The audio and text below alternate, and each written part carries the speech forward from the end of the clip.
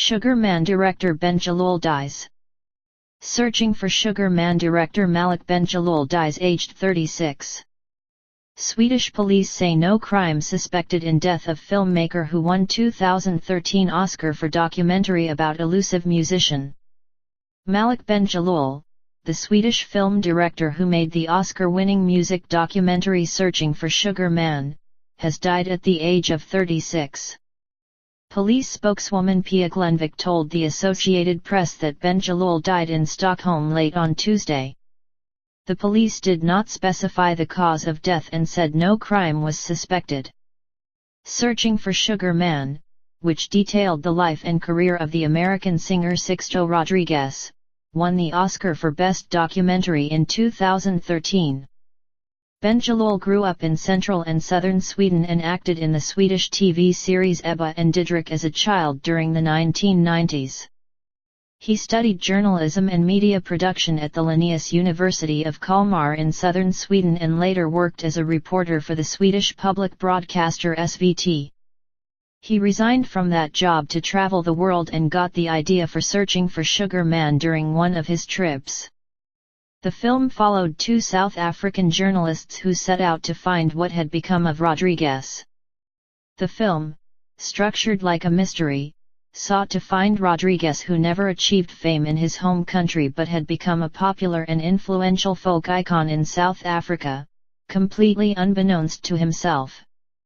"We are so sad to hear of Malik Bendjelloul's passing," Sony Pictures Classics, the distributor of Searching for Sugar Man, said in a statement. Much like Rodriguez himself, Malik was a genuine person who chased the world for stories to tell. He didn't chase fame, fortune or awards, although those accolades still found him as many others recognized his storytelling.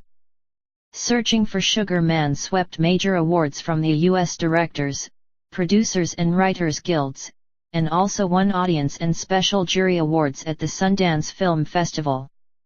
Bendjelloul was born in the town of Ystad in southern Sweden, about 34 miles east of Malmö, according to film database imdb.commander.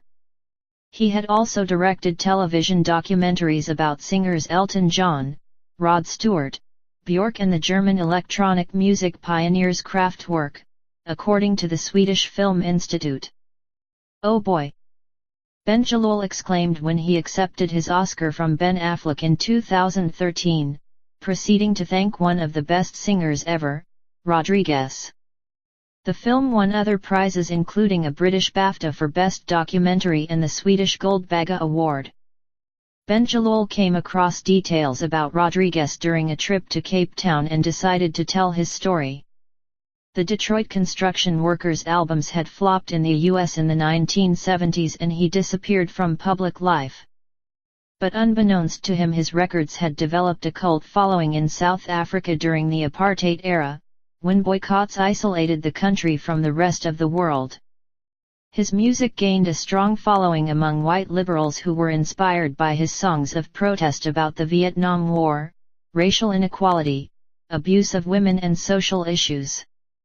South African fans came to believe that Rodriguez had died a bitter death, but it was not until after the end of the apartheid regime and the advent of the Internet that the truth was revealed. In the film, two South African fans find him living in obscurity and working on construction sites in Detroit, and bring him to South Africa for a triumphant concert tour. "I had never heard anything close to this in terms of the emotional content and the spectacular way things evolved. My jaw just dropped," Bendjelloul told The Hollywood Reporter after winning the Oscar. The documentary's Oscar led to yet another career rebirth for Rodriguez, who has been touring major venues in the US and introducing American audiences to the songs he wrote 4 decades ago. Bendjelloul later recalled that when the film was 90% finished, after he had been editing it for 3 years, the main sponsor said it was lousy and withdrew support. At that stage he had already used up all his savings and borrowed money from friends, so he stopped working on the movie and took other jobs to make ends meet. In the end, he completed the film by shooting the final parts with his smartphone and making his own animations. Bendjelloul's death came as a shock to many in the close-knit Swedish film community. "This terrible news has put us all in a state of shock," Swedish Film Institute spokesman January Goransson told the Associated Press. "Malik Bendjelloul was one of our most exciting filmmakers, which the Oscar award last year was a clear proof of." Goransson said Bendjelloul had been working on a new movie before his death. Bendjelloul had previously said he escaped the Hollywood hype around him after the Oscar award to go on a safari and has been working on a film about a man who could communicate with elephants. The Swedish film critic Henrik Pallas, who traveled with Bendjelloul to Hollywood when he received the Oscar, described him as a modest but very determined man. "He was an incredibly talented storyteller," Pallas wrote.